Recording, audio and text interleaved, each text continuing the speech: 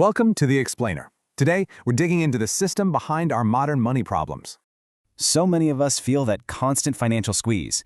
Is it personal, or is something bigger at play? Let's break down how decades of economic policy have shaped the financial challenges we're all facing. This whole period really changed how money works in America, and it all started with one powerful tool. Simply put, when interest rates are low, borrowing money gets a whole lot cheaper for everyone. For decades, the trend was clear. Interest rates kept falling, which made borrowing historically cheap. Now, this wasn't an accident. It was a deliberate strategy designed to keep the economy humming along.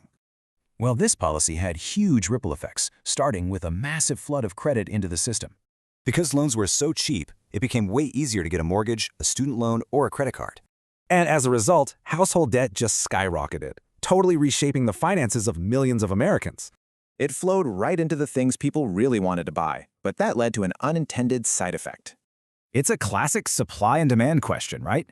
And the answer changed the cost of living for everyone.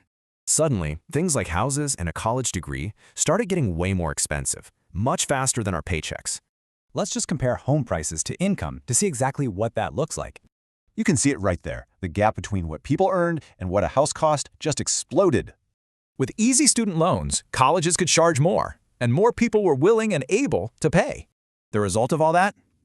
Over $1.7 trillion in student loan debt in the U.S. today.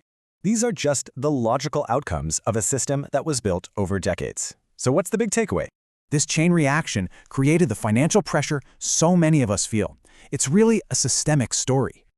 Understanding how the system works is the first step to navigating it with a bit more clarity.